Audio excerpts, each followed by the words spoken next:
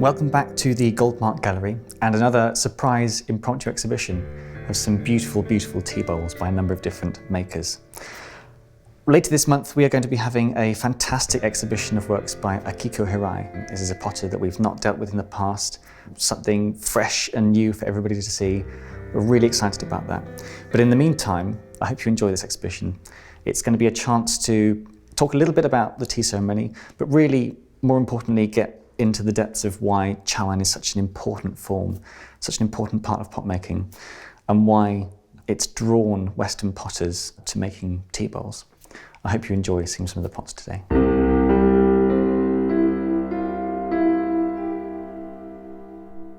We've got in this show a number of tea bowls by different potters, mostly Japanese, but a few potters of our own from Britain and Brandy Johnson from the US. You'll see throughout this exhibition how the pottery involved with the tea ceremony is one that is at once steeped in tradition, steeped in the sort of lineages of potteries that have come before, of styles that are very well established, but also pots that really break the mold, that push the boundaries of what can be achieved in kilns, in different kinds of firing contexts. Pottery that really feels avant-garde, even though it's very firmly rooted in this sort of centuries-old traditions. I'll start off by just showing you some of the potters around here, and we can get into some of the details about what Chawan are and what they're used for. We've got here, on this shelf next to me here, the work of two potters. Up here, Kazuya Furutani. He's a potter who was born in Shigaraki, and he works in the traditional Shigaraki style. This is one of the what's known as the 6 ancient kilns of Japan. These are sort of very old, established ways of making pots. And Shigaraki ware was particularly valued for work in the tea ceremony. If I could just show you one of these bowls. Shigaraki ware is characterized mostly by the quality of the clay. It's quite a rough and coarse clay body. It's got this beautiful sort of orange color when it's fired in a wood-fired kiln, and this wonderful orange blush to the clay. But you'll also notice throughout the surface here, lots of texture. It's chock full of minerals, particularly feldspar. That's what a lot of these little sort of white globules you can see here are. So minerals that have melted and sort of formed these little sort of almost like pebbles in the surface of the clay. Shigaraki ware is unusual in that it's not glazed.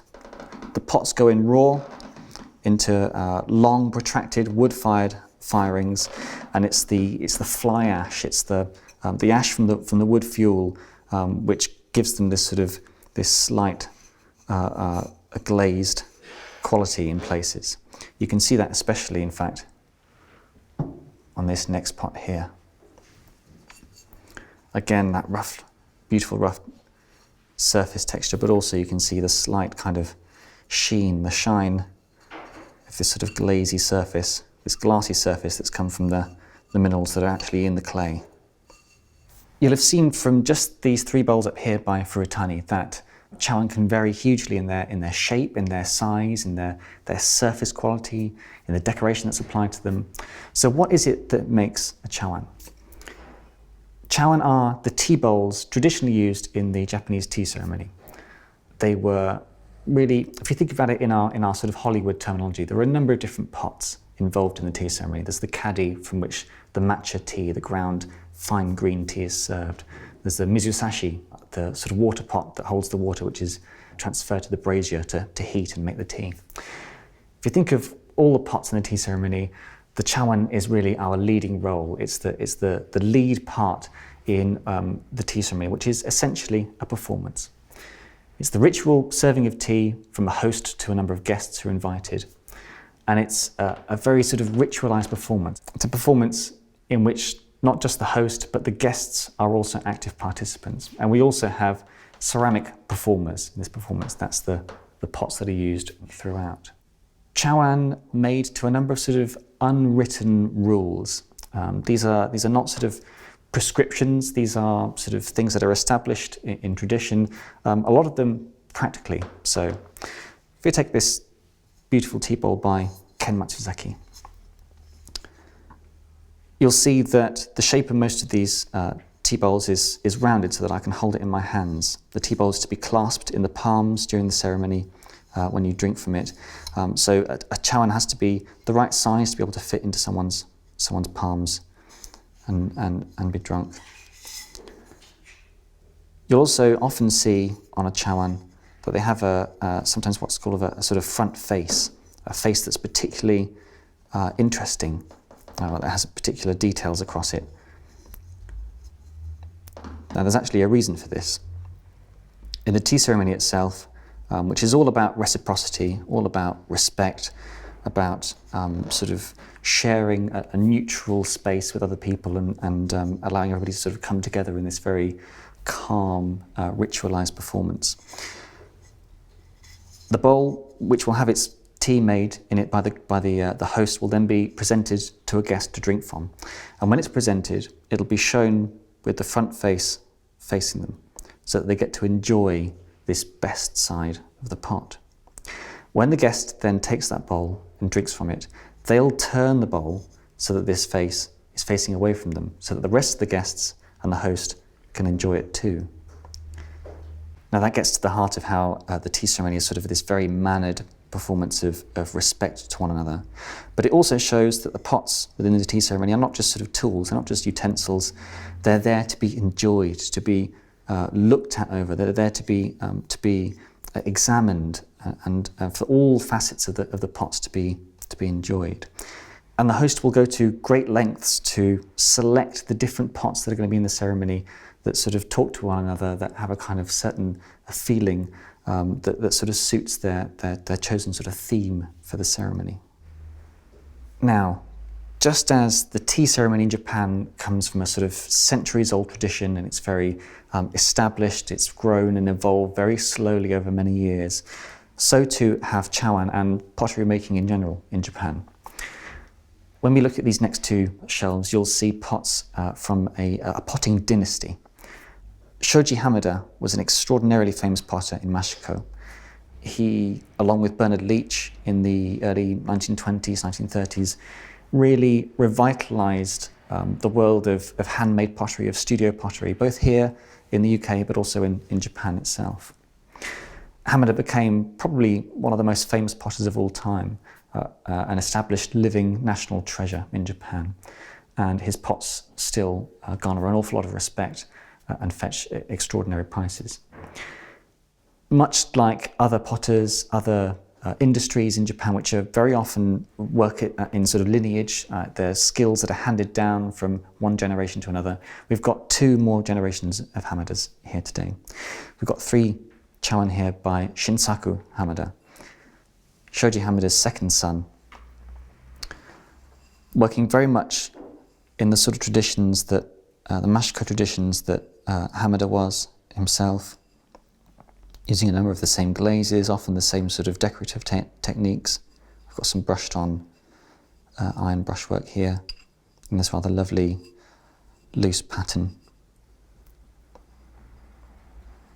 Shinsaku's still alive, he's well into his 90s now, I believe. This is one that I particularly like. The colour of this bowl is rather lovely. This beautiful sort of almost turquoise green colour, with just this lovely repeating faceted design, this pattern around the side of the bowl. It's a very, very simple approach, but it's one that both gives the surface a bit of variation, a bit of texture, places for the glaze to break around and pull around, but also a kind of practical function as well. Makes it slightly easier to hold the bowl itself and to kind of feel this very thick glazed surface too.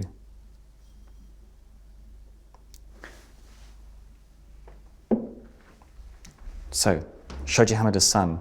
If we come over here to this next shelf, Tomu Hamada, Shinsaku's son, so we're now to the third generation of Hamada potters.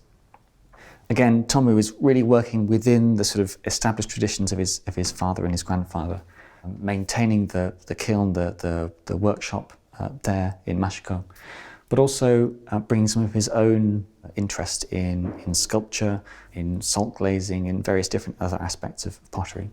So alongside these sort of lovely, rather traditional sort of Tomobako style black Chawan here, with this lovely iron patterning here, we've also got something a little more sculptural, something that's been carved and cut away in a slightly different way, salt glazed with this beautiful cobalt colour.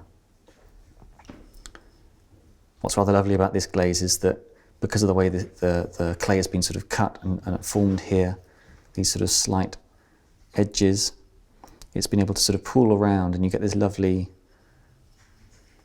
breadth across this colour of blue, from this very sort of deepest colour where it's almost black to these very light shades in here. It's a really beautiful colour, this, and also we've got some iron here that's come out of the glaze and the clay here at the top. Down here, another potting lineage we've got down here. These are pots by Koichiro Isesaki. His father is a current living national treasure, Jun Isesaki. And they are making work in the Bizen style. Bizen, another very old kiln in Japan. And much like the Shigaraki work that we saw earlier, it's really uses the sort of base body of the clay and all the minerals that are found in that, unglazed, to produce these very beautiful, very sort of rustic and rough looking pots. Now you can see, as we've been going through these different potters, how some of the shapes have changed. Here we're getting right into the realm of sort of innovation, of really contemporary takes on what the tea ceremony can handle. Some of these pots are really extraordinary in their sort of their shapes. Look at these thick, fluted sides to this tea bowl. Really quite unusual for a Chawan, in this wonderful dark, dark clay.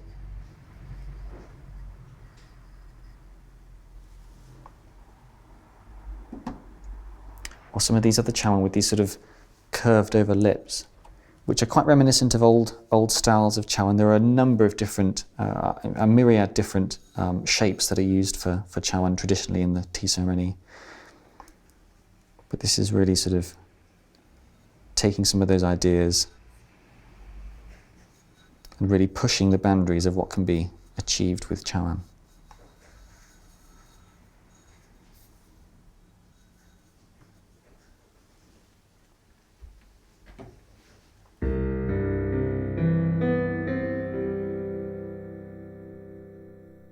The tea ceremony, as we know it today, really evolved out of Japanese society at a time of extraordinary confusion, political turmoil and violence. It was a very sort of bloodthirsty era in Japanese history. But part of that confusion, that tumult, produced a sort of renaissance in the way that pots were thought of. Previously, the pots from the tea ceremony were often quite austere, quite simple and rustic in quality, in style, old sort of Korean and Chinese style tea bowls. Around 500 years ago, suddenly that changed, and there was an explosion in the way that people worked with clay, the different techniques, the different glazes that were developed, and a huge sort of expansion of what could be used in the tea ceremony. You've seen hints of that in some of the pots that we've just seen. And up here we've got some more pots by Ryotaro Kato. It's a potter who we've shown on Goldmark TV before. Not so very long ago, Ryotaro made a number of Chawan specifically to be shown in a tea ceremony that we held here in the gallery downstairs, and that have been here on show for the gallery since. Ryotaro works in a number of different styles. So we've got a number of Shino pots up here, as well as Aribe pots, styles of pottery that really originate from that sort of period 500 years ago. Ryotaro himself comes from, again, a long family of potters. It's very common in Japan for this, for crafts to be handed down from one generation to the other. In fact, his father's and his grandfather's kiln has largely been looking at pots that sort of connect Japan to ancient Persia and the Far East, sort of lustre-ware ceramics. So Ryotaro was unusual within his family for returning back to the history of Mino pottery, which is these Shino and Ribe styles. You can see Shino, a feldspathic glaze, lots of feldspar in it, very thick, can vary from a number of different colours, and you can see some of those colours up here. We've got this rather beautiful sort of orange blushed colour, and also the white, which you would usually see in Shino, versus some of these other darker colours. We've got greys and these darker reds too. You can also see in the surface quality, surface quality which is known as yuzu-hada, sort of refers to that kind of citrus skin, like orange peel or lemon peel, this sort of pitting effect that you can get in Shino glazes. One of the things that Japanese potters have liked to explore in Chawan is using Shino that can crawl, that sort of exploiting the natural faults in Shino glazes and trying to use them to their advantage. So here, this sort of very thick glaze that's crawling away, it's actually retracting and beading away from the surface of the clay underneath it, is actually creating this beautiful texture which is being appreciated in its own right. That sort of gets to the heart of what a lot of the pots used in the tea ceremony, and Chawan in particular, are about. Unlike our sort of Western notions of sort of spiritual ideals and perfection, everything in the tea ceremony, everything about Chawan eschews the idea of symmetry, of perfection. It's all about the imperfect surface quality of things that reflects the kind of natural growth and decay in the material world, the kind of impermanence of things, and this enjoyment of things that are sort of slightly rough, slightly dark, slightly unusual in touch, things that are not pristine and sterile. There's one particular pot up here that's really interesting though, and that's this black Chawan, this Kuro or Guro Aribe, that's black Aribe style. Aribe is normally a sort of green, copper green glaze that's used with lots of sort of iron underglaze painting. This is a black version. And what's unusual about this glaze is that it's achieved by one of the most spectacular techniques known to pottery. It's called hikidashi, and it involves, at the very highest temperatures of the firing, actually reaching in and taking the pot out with a pair of tongs at this very high temperature and cooling it very, very quickly in water or in leaves. The sort of thermal shock that the pot's subjected to in this technique gives it this wonderful black glaze. It's almost the sort of the truest black that you could get in ceramics. And actually, I think, I'm not quite sure about this, but I think you can actually almost see here on the side of this pot where this texture is roughened slightly. This might have been where the tongs were used to hold this bowl and pull it from the firing at the height of its temperatures. Ryotaro has talked a little bit about how potting is a bit like giving birth, having children. And in pottery, when pots often fail, when things don't go right, it sort of gets to the heart of the idea of how difficult pottery can be, how difficult for your mental state it can be when things often go wrong. And things as dear to you as these beautiful Chawan don't quite go right. Those that do make it are survivors.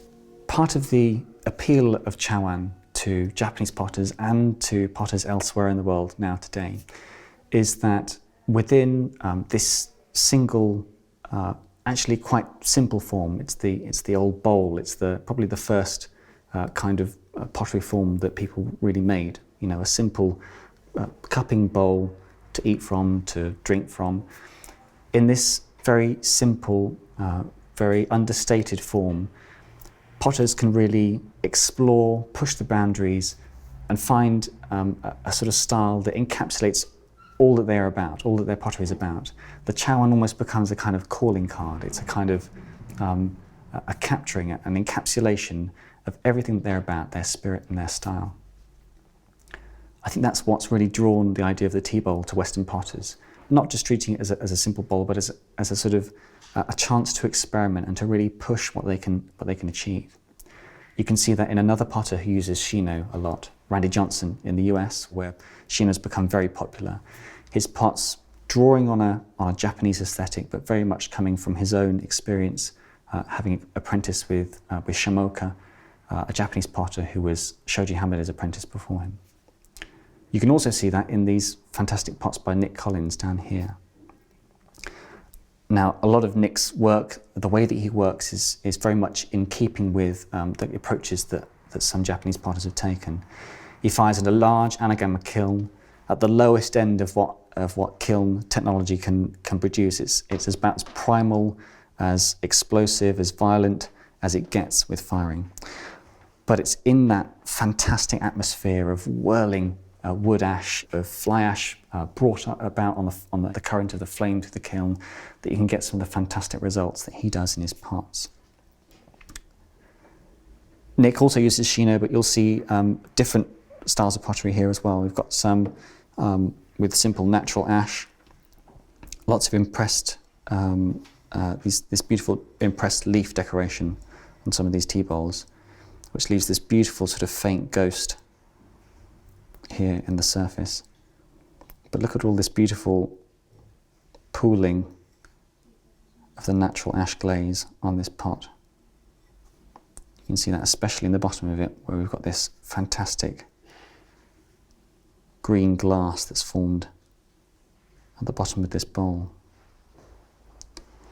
And the iron that's in this clay being drawn out in these spots here, coming to the surface.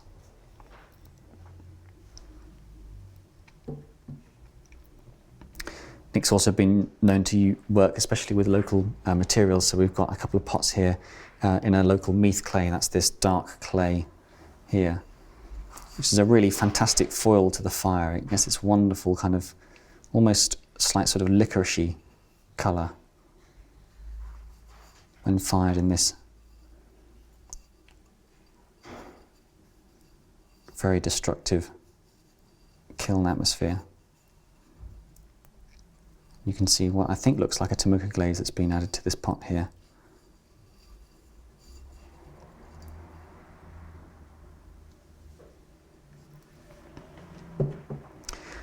Another potter in the UK who has made connections with Japan is Lisa Hammond. We'll see in this corner here both tea bowls that she's made from her own pottery in London, in Maze Hill in Greenwich, but also some pots down here that have been made during a 7-week residency in Japan, in Mashiko, where she fired in a number of different kilns, including Ken Matsuzaki's. You can see actually from these two shells, it's rather nice to see them together, what a difference materials can make, what a difference different ways of firing can make. We've got some of Lisa's, her sort of characteristic, her typical soda-fired pots up here, particularly this one, which has had, I think, a tan slip on it. Soda firing is a little bit like salt firing. It gives you this wonderful kind of pock-marked glaze surface.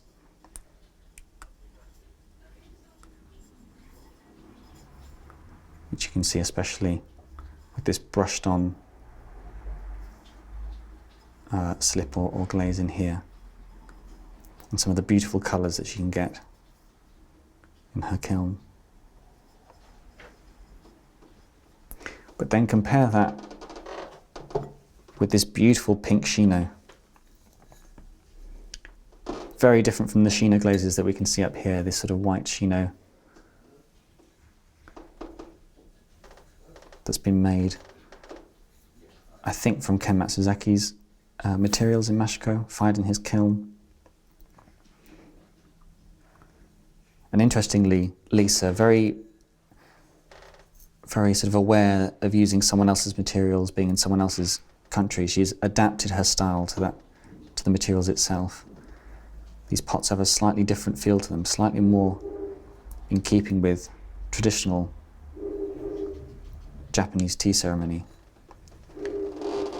You can see with this very sort of low bowl, this short foot that she's got on some of these pots here.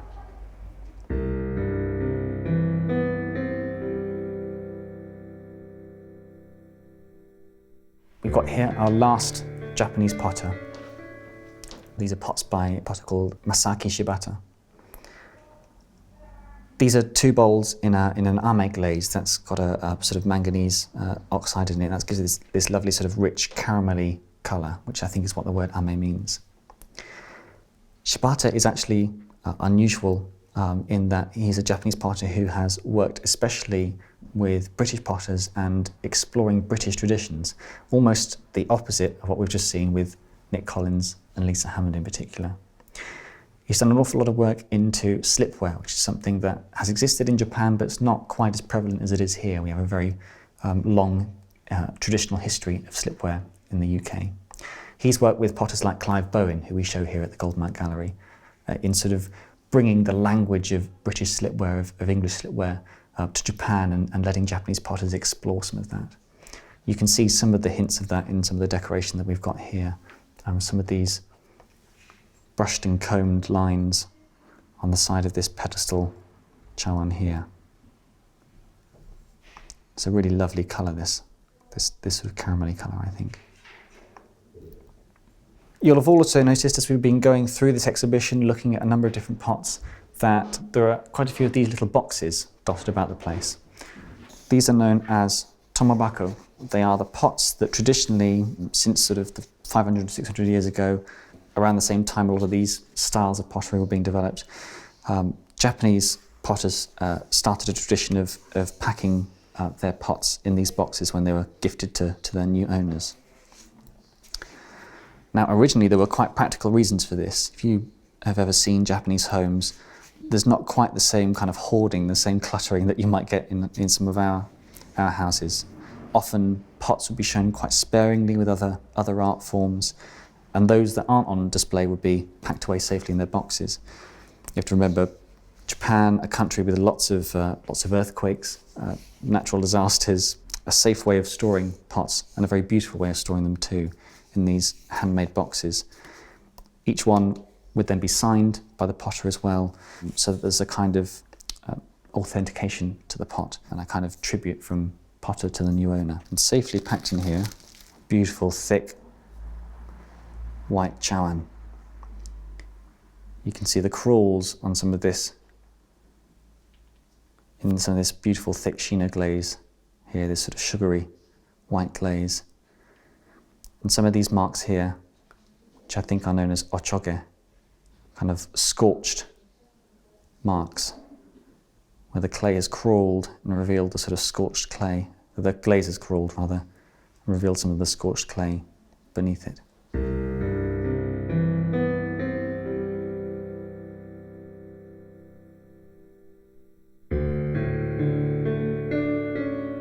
I just thought I'd bring us back to where we started to see out this exhibition, and back to these beautiful tea bowls by Ken Matsuzaki that we didn't get a chance to look at down here on this shelf. As I've been taking you around, showing you some of these different Chawan, and we've seen some of the different shapes, we've got a feeling for how Chawan and the tea ceremony are realms of pottery where there are rules to be bent and broken, to be stretched. This really sort of gets to some of the core elements of Japanese philosophy, of Japanese culture. Often things that are very restricted, very prescriptive, actually paradoxically free people up, they liberate people. It's within the restrictions of having to work to the limited form of a Chawan that a potter can find the sort of freedom to let his voice sing. And that's, I think, what we can see in Ken Matsuzaki's work. Matsuzaki, unlike a lot of the other potters that we've seen here who have continued the traditions of the past, who have kept their lineage, their inherited crafts, their inherited styles going with innovations within them, Ken Matsuzaki had a very profound moment in his career. He had apprenticed to Shimoka, who was the apprentice of Shoji Hamada. So a very established potting dynasty there, potting lineage. He'd been working and realised that his pots still had the flavour of his master before him. So he took the time to break away from what he was doing and to rediscover a whole different world of pottery, one very, very far from what you would expect from most Mashika potters. We've got a couple of Shino pots here. This beautiful, lustrous gold, almost metallic surface quality in this bowl here, which can only be achieved by firing for 7 days, in a very reductive atmosphere, with the introduction of upwards of 50 bags of charcoal to the kiln, had a key point to get this fantastic metallic shine in this Shino glaze here.